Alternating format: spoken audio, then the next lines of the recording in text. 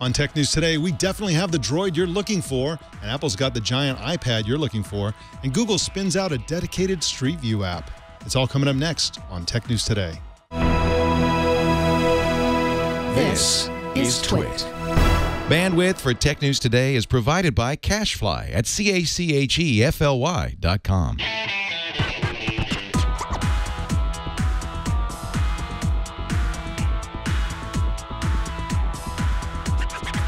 This is Tech News Today for Thursday, September 3rd, 2015.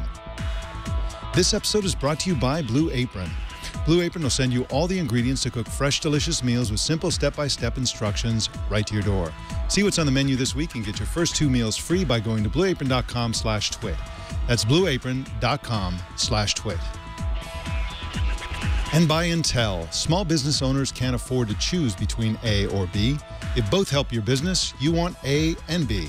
With Intel-powered 2-in-1s, you get performance and mobility, power and freedom. That's the power of and. Experience it at smallbusiness.intel.com. Tech News Today is the show where we talk about the tech news with the journalists who report it. My name is Mike Elgan, and our co-anchor today is Fusion editor Kashmir Hill. Hey, Kashmir, how you doing today? Hi, Mike. I'm good. And you are on the East Coast. You're normally a lefty. And so I'm so excited you're here because I've been hearing a lot of chatter about baby monitors being hacked. And lo and behold, you wrote the story on this. And it is a fascinating thing to be like everybody's noticing this stuff now. Tell us what's happening with these baby monitors. So this is something that's been going on for a year now. Actually, years I've been reporting on vulnerable baby monitors. But hackers have discovered that baby monitors, like many of the devices in the Internet of Things, have very common vulnerabilities and that they can hack into them. So they've been doing that. They've been, last week in Indiana, a hacker got into somebody's baby monitor and started playing The Police's Every Breath You Take, and followed by sexual noises, according to parents. But so the security research firm Rapid7 decided to look at 9 of the most widely sold and popular baby monitors to see what kind of, see how safe they were, see how secure they were. And every single one had some kind of vulnerability, whether it was like a very easily figured out URL to get the live stream, whether the video was being sent without encryption. And the security researcher said he gave the baby monitors, 8 of them he gave an F in cybersecurity and 1 got a D-. It's really interesting because basically a baby monitor is just a camera and a microphone that is connected either short range or over the internet. And, you know, it's if you buy a security-specific branded camera with a microphone, it's likely to have some kind of security, you know, around it. Baby monitors, I think people just think, oh, it's just a baby monitor. But it's a camera and microphone, just like anything else. It's on the internet, just like anything else, and has to be secured, just like anything else does. Are actual parents actually freaking out about this, or is this something that's just being discussed among tech journalists and people who are interested in security? I think parents are freaking out. So I asked the researcher how he chose the baby cameras that he decided to test. And he said, you know, he looked for the most popular ones and he used Amazon's rankings for that. And most people are buying the old-fashioned radio frequency baby monitors where, you know, it's limited to monitoring the baby within the radius of the baby, instead of buying internet-connected ones. Like they're you know, kind of the 30th most popular. So I think people are aware of some of the issues and kind of staying away from them, even though it can be really nice if you have like both parents work and they want to be able to look at the baby during the day. I can understand why you would want to connect it to the internet. It just comes with vulnerabilities. These companies don't know how to design for internet connectivity yet, it seems. I would also guess that it doesn't make sense to buy a baby monitor because it says baby monitor on it. I mean, I could install a Ring video doorbell. I've got one of those outside my door. They are an advertiser on Twit, by the way. I don't mean to do an ad, but I could install that in a crib and it would work even better. The baby could even, if it was, you know, old enough, could even press the doorbell and get my attention on the phone or whatever. There are other products on the market that are just cameras, drop cams, and stuff like that. So I'm guessing that That's there's just go for something that's secure. Don't go for something that's just marketed at parents. That's what the researcher said. He said he personally is going to use an RF baby monitor, but he said if you do want an internet-connected camera, to go with drop cam, or as they're calling it now, Nest Cam, because that has, you know, been tested by many security researchers and so far has stood up to those tests. So that was the one he recommended. Yeah, that's probably a good call, and they're high quality too. So you can put a little baby hat on it if you want to make it feel more like a baby monitor.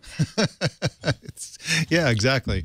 Get it a crib of its own. Why not? All right, we got some more news for you coming right up. But first, let's talk about that food I talked about yesterday. Yesterday, as today, Blue Apron was and is our sponsor. And I told you about I used it as an example. A meal that is called seared steak with romesco sauce and roasted potatoes. I showed you the card, and I was using it as an example of how super easy it is to follow along and how they hold your hand to give you great photos to take you all the way through a meal. So I made that very meal last night. Let's take a look at, if you're watching the video version. Step 1, pour a glass of wine.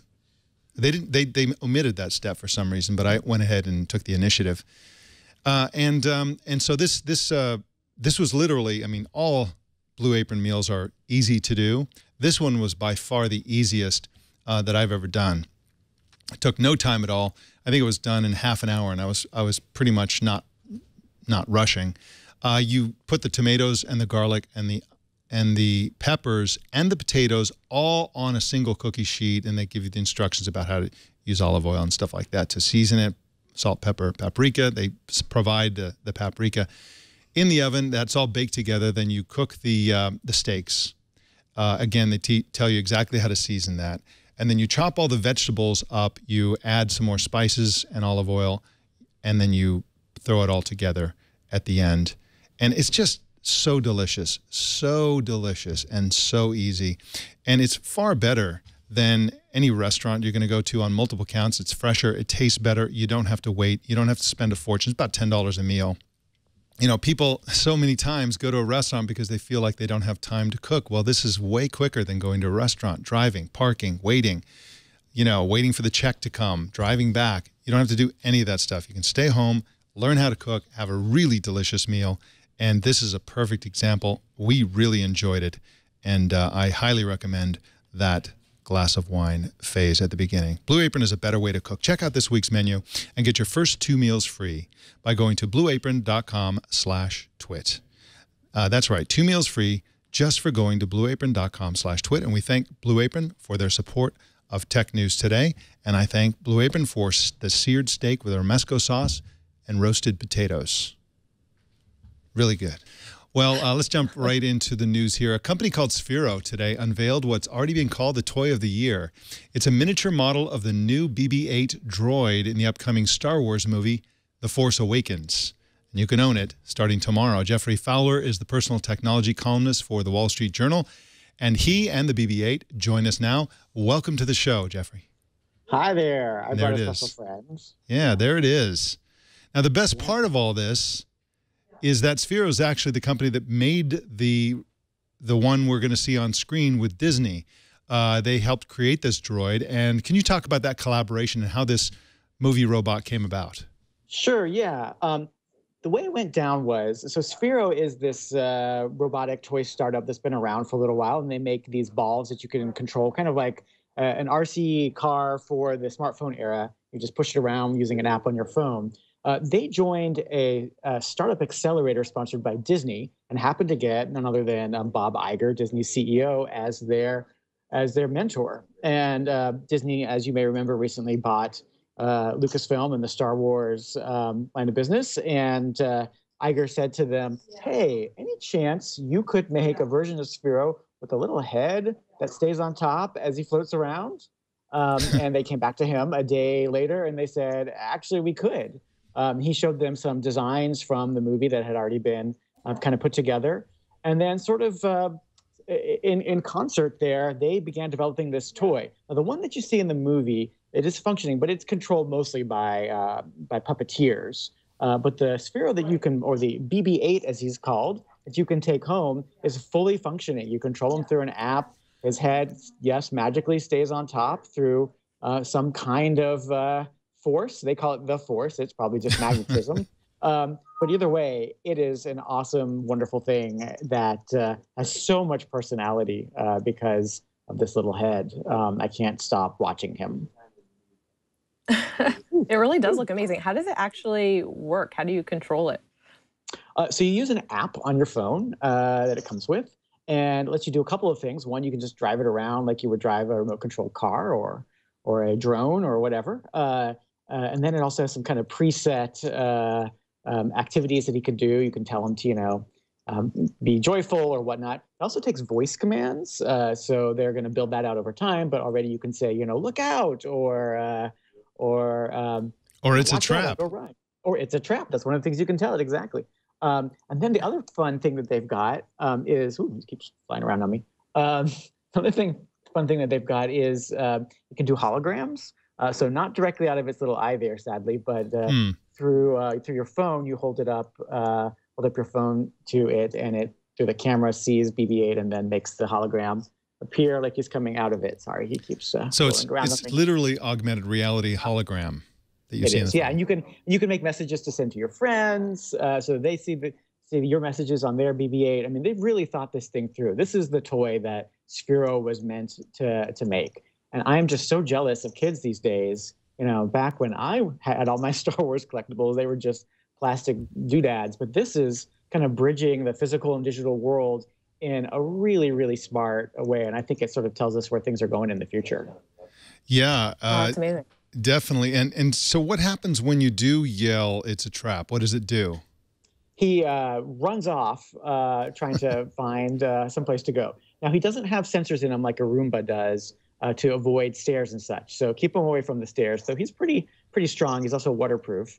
And I should also note that this head, if you have an annoying older brother like I do, who kicks off the head or takes it off, it can come off and then just kind of comes, oh, he's not happy when you do it though. And it'll stick back on here. If I do this right, wait, let me put him down for a second. There he is, comes back on. And also, if you lose the head, you can buy an extra one. This toy is like way more awesome than the toys that came out around the original Star Wars. But what is the price point like compared to the toys that were available back for the original series? Good question. So this guy is $150, which, if you think about it, for your own personal robot at home is actually not terrible.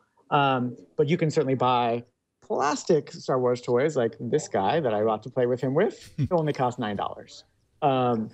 So I think the appeal to parents and to kids and kids of all ages of this thing is that it's not just a piece of plastic. It is also software, and software can keep getting better over time. And Sphero has all sorts of plans to make BB-8 continue to grow, like they have with other Sphero products. They sort of turn them into educational toys. So you can sort of learn the basics of programming by making him go. They don't have that available on BB-8 yet, but they do on other Spheros, and they plan to bring that to BB-8.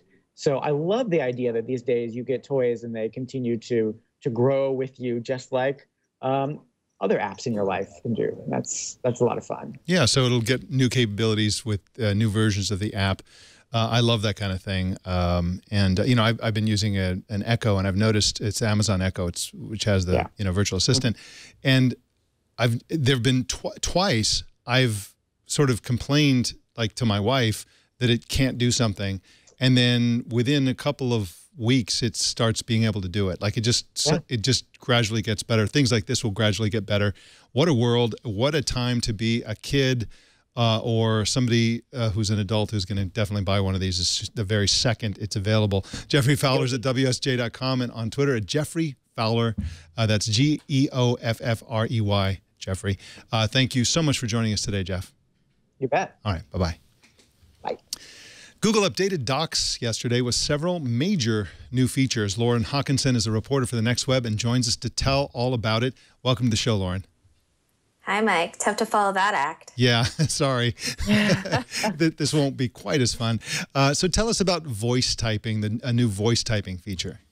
Yeah, absolutely. So Google actually released a huge package of docs, sheets, and slides updates yesterday. Google actually actively updates its docs. I think they said something like they have already pushed more than 100 updates to their docs suite, their Office suite, over the past year. But the voice typing is actually really exciting, and just in time for back to school, you can actually speak directly to your computer or to your phone, and Google Docs will transcribe it directly onto the page. So, you have to, of course, account for punctuation and for new paragraphs. But all in all, seeing it happen live, it's pretty exciting. And Google can actually account for I think it's more than 40 languages that are already available through Google's voice technology. So it really doesn't matter what language you give it; it should be able to transcribe it accurately. I had basically given up on trying to use Google Docs from, I mean, I love Google Docs, but trying to use it from my phone, it was kind of a terrible experience. Are these changes supposed to make the mobile experience better? Yeah, absolutely. So voice typing along with research in Docs, which is the new in-app search tool, are actually directly designed to help with mobile. So essentially, Google Docs figured out that the hip young kids these days are really into using their mobile phones to research or write even large essays, which to me is astounding. I feel like an old when I think about the idea of trying to use my iPhone to write an essay.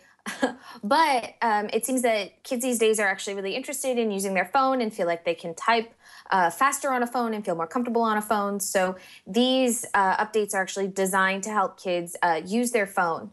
Also, this is sort of reaching out to sort of the far-flung corners of Google's user base who are mobile first or sometimes even mobile only. They'll be able to take advantage of this stuff for their own docs creation. And I believe that the research feature within it is for Android only, not for the iOS version. Is that correct? So Google did say that they were coming to iOS, that the Google research was coming to iOS, but they didn't really give us a specific time as to when. And did Google say how many people actually use Google Docs with mobile as opposed to desktop or laptop? They did not, but the entire peg around this announcement was really back to school. Kids coming in from September using Google Docs, Google Sheets, Google Slides, and also Google Classroom, which also had a couple updates to it. So it seems like Google isn't necessarily pegging it to numbers rather than the idea that, they're help facilitating the next generation and also power users. Just to give some context about this voice transcription service, I've always been really into it, and it wasn't that long ago when you had to spend, I don't know, $200 to go to Dragon, Naturally Speaking, or something like that. You had to use a special headset. You had to train it. It was cumbersome, and it worked pretty well if you did all of that. And now Google's rolling this out in 40 languages. You don't need special equipment. You don't need to train it. You don't need to do anything. You just talk, and it works really well. And, of course, you can do punctuation in next paragraph and that sort of thing. I actually used it to put together part of today's show, and it was, it works great. I mean, it makes little errors here and there, but who doesn't?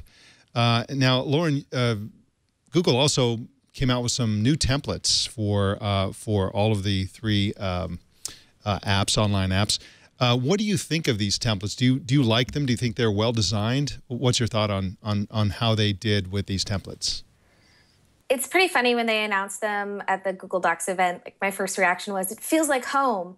I think that everybody's really used to, if you grew up on an Office suite, whether that's Microsoft or the Mac equivalents, you're sort of used to seeing templates kind of first when you open up that software. You kind of try to get inspired by it, and you look towards it, especially when you're in college and trying to put together your first resume, and you have no idea what design is about, which as I did a few years ago. But I think that the interesting thing about Google Docs is and their templates is that they're really trying to narrow it down to use cases. So they have a lot of stuff for students, they have a lot of stuff for parents, and they have stuff for, job seekers. So, design-wise, I think that they offer a pretty good variety, and they will be adding those. I think they will be adding templates over time and trying to keep that fresh and updated as Google wants to do. But actually, I think that the cool thing is that they're really trying to help stoke ideas and help people see Google Docs and Google Slides and Google Sheets less as a utilitarian tool and more like the cloud answer to those Office Suite programs that we continue to purchase or download onto our desktops. And bad news for Microsoft, of course. Lauren Hockenson is at thenextweb.com and on Twitter at @LHockenson. Lauren, thank you for joining us today. Thank you. And on really short notice. I think I contacted you 15 minutes before the show, but thank you so much. No problem. I was going to say, too bad, because literally 5 minutes before this, my BB-8 arrived at my doorstep. So that's Did it what really? I'm doing now. Yeah, he's still in the box. Oh, wow. But he's right here. Unbelievable. Unbelievable. Incredible. Wow, we could add you on for all. It's like the new Furby. Everybody freak out immediately. Exactly. Well, I'm going to schedule some quality time to freak out in a little while after the show. Thank you so much for coming on the show. Bye. Well, 9 to 5 Mac is reporting that the long-rumored giant iPad, referred to in the press as the iPad Pro, will be officially unveiled Wednesday during Apple's big announcement in San Francisco. Other rumors say the tablet will have a Force Touch-related stylus. Yuck, as Steve Jobs once said about styli. What do you think, Kashmir Hill? Are you going to get a giant iPad? I think I might skip the giant iPad. I really only use my iPad to go to the gym and watch TV while I run. So I don't need a stylus or need it to be huge. Well, wait. To watch TV while you run on a treadmill, I would assume? On a treadmill. Okay. Yeah, that would be very dangerous otherwise. Especially with a giant one. Yeah, so good. Yeah, and I'm intrigued by the idea of where they're going with this. And I would second the notion that somebody said, I don't recall who the columnist was, but said, what I really want is OS X in tablet form. And I think that that's not the plan for Apple. I think they're trying to transition iOS into being a desktop operating system for the masses. And they'll continue with OS X as something for content creators and video producers and Hollywood and all the rest. But this is the beginning of it, and it'll be interesting to see how this goes. And, of course, Samsung has already outdone them with an 18.4-inch tablet that we told you about, I think, last week or something. So the big tablet era is here, and we'll see if it sticks. Well, Google today announced a dedicated Street View app for both iOS and Android. The app shows you photospheres taken near wherever it is that you are, and it offers images taken both by Google Street View cars and also by other users. And, of course, you can upload your own. And in related news, Google has partnered with Ricoh to promote the new Ricoh Theta S camera, an earlier version of which I reviewed on Before You Buy, and which quickly takes Street View and YouTube-friendly 360-degree photos and videos with a single click. And if you go to YouTube, you can see some of these videos that they've taken on the Ricoh site. It's really cool. It looks like a regular video, but if you you take your mouse pointer, put it on the video and drag it, you can see all around, up, down, and every which way.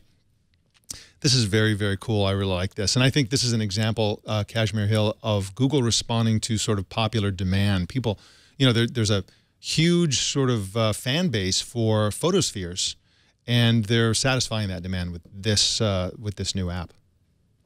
Yeah, they really are an incredible form of video. I love watching them.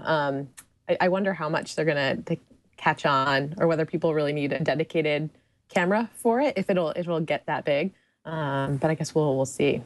The camera's cool and it works really great and it does solve a problem. The problem is that you look like an idiot when you're sitting there. You take a picture and you go around. You're in a public place and you spend like 5 minutes. You tell everybody that you're with, wait a minute, I got to take this, yeah. And then you take half of a person and then the bottom half walks off before you can snap the bottom half. So you just have a top half of a person floating in your pic. It solves all of those problems. So you just go, it's got 2 fisheye lenses on either side, and it does some hocus pocus to deal with the seam at the bottom and so on. So it's pretty cool. But the problem is that you can really carry a dedicated camera around all the time. The beauty of a smartphone is you're always going to have it with you. And And what's hard right now is that all the places where you would share those photos are not optimized for them. Yeah. So, you know, if you do the beautiful, like, panoramic cool shot, you can't put it on Instagram, at least not yet. Yeah, and if you do put it on like Google Plus, it's like it's not obvious what it is. You have to click it, and you have to explain to people, oh, this is a photosphere. You have to click it and move around and stuff. So they're not quite there yet. So we'll see how they do going forward with this app. Well, Samsung unveiled yesterday a second generation of its SmartThings home automation hub. The $99 SmartThings hub, which ships today, can now control home automation devices even when it loses its internet connection. SmartThings also now supports cameras, including baby monitors. They'll do a much better job, I'm sure, than the average baby monitor. And a new premium service called Smart Home Monitor lets users see those cameras and access the pictures and videos in the cloud. The service is free until the end of the year, and after that, Samsung will charge for it, but they haven't announced the price. It's like buying drugs from the drug dealer. Samsung claims that SmartThings works with more than 200 devices. Oh, man, this is a cool platform and product, and I'm glad to see. I love to see Samsung getting heavily into this, and I think it was a great move for them to buy this in the first place.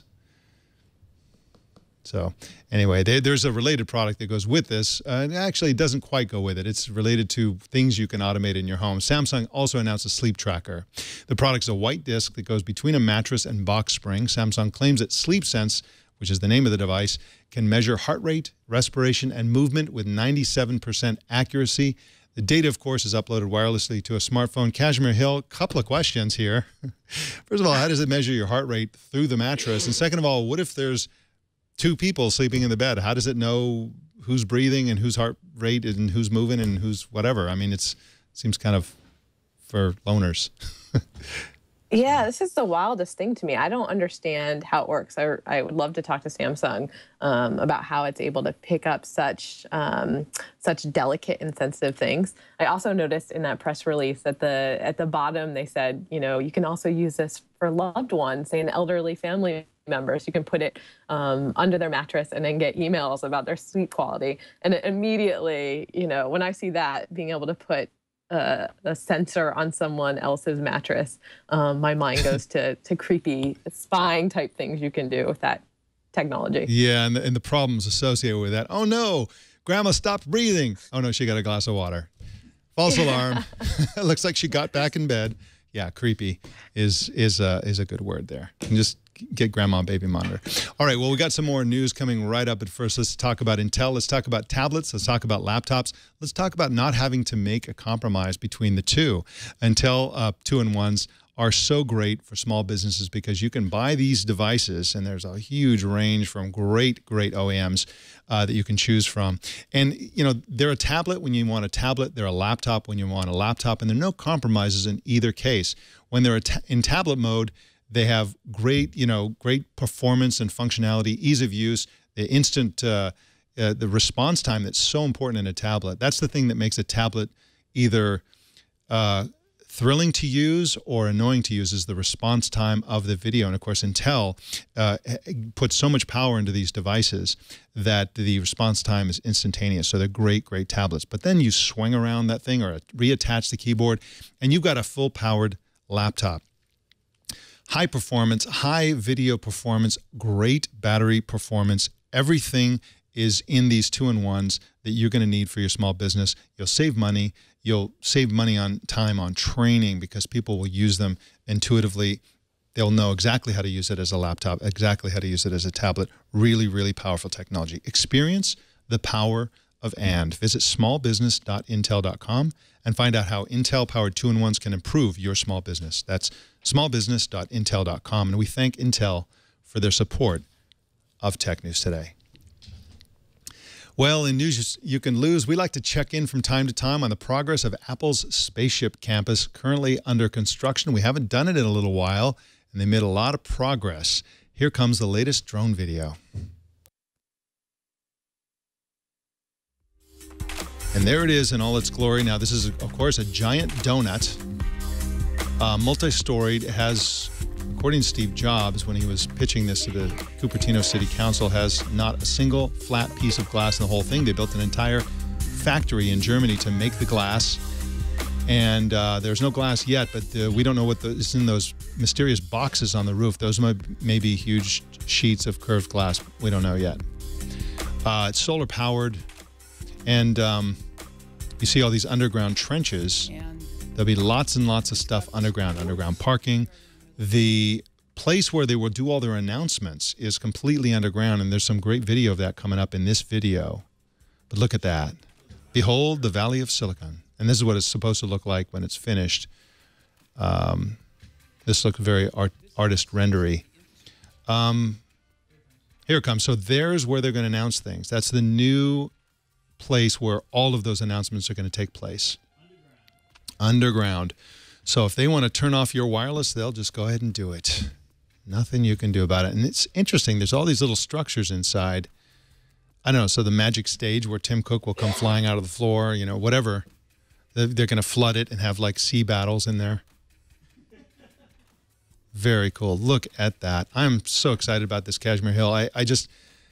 It's always confused me why Silicon Valley, with all the money flying around, all the ego, why the buildings and headquarters of so many of these companies are so dumb looking. They're just generic, boring office parks. And it's so great that a company like Apple is spending a few billion dollars lying around, probably went through the mattresses and found it $15 billion to build this thing. And finally, it's a spectacular architectural, statement about how much damn money they have, basically. Right. Yeah. I really feel like we're living in the future, that we get to look at Apple's spaceship with a drone flying overhead. Yeah, I think this is going to be a trend-setting building. Google had those plans earlier this year for wanting to redevelop its office space, and it also had this kind of futuristic feel that we're seeing with Apple's campus. Yeah, and it was weird. Google's vision was a little bit, too generically modern. It had these kind of like an overlay over the whole campus. I also think that Facebook's building is very interesting. They pretty recently finished their headquarters. They have a park on the roof. They have all kinds of weird stuff. They deliberately made sure that nothing looked like it was finished. Like, they have paint dripping and like raw cement exposed. And the central part of the Facebook headquarters is the world's largest single room office space. So it's all just one gigantic, it's like an airplane hangar where everybody works. Really high ceilings, because high ceilings make people feel more creative, that sort of thing. So yeah, I think we're in a new era of major Silicon Valley architecture doing some interesting things. So great to see it. Well, our TNT fan of the day is Alejandro Alvarenga, who posted this picture on Twitter. He said he's watching the best show while enjoying some customs from Argentina, dulce de leche and mate. Very awesome. Sugar and caffeine. Show us how you watch or listen to TNT. Just record a video or take a picture of yourself or your setup and post it on Instagram, Google+, Twitter, or Facebook, and use the hashtag HowIWatchTNT so we can find it. Kashmir Hill, what are you working on next now that you've conquered the world of insecure baby monitors? We are currently working on a show. We're doing another stage show called The Real Future of Deception in New York next Monday. And so I am preparing a story for that about fake businesses online. So you perform that, right? Is that how that works? Yes, I'll have a written story, and then I'll be doing like a 10-minute piece on stage. That's very cool. Well, pics and video, or it didn't happen as far as I'm concerned. So yeah, we actually like these to be kind of ephemeral. We haven't been taping our shows, so the piece lives on the website, like the Invisible Girlfriend piece did. You copied that idea from Snapchat, clearly. All right. Well, too bad I can't see it. I'll see one of them one of these days, and maybe I'll even smuggle in a baby monitor and record the whole thing. So, all right, Kashmir Hill. Well, thank you so much, and we'll see you next time. Thank you, Mike. All right. Bye-bye. Bye. Let us know what's on your mind. Send email to tnt@twit.tv or call 260-TNT-SHOW. That's 260-868-7469.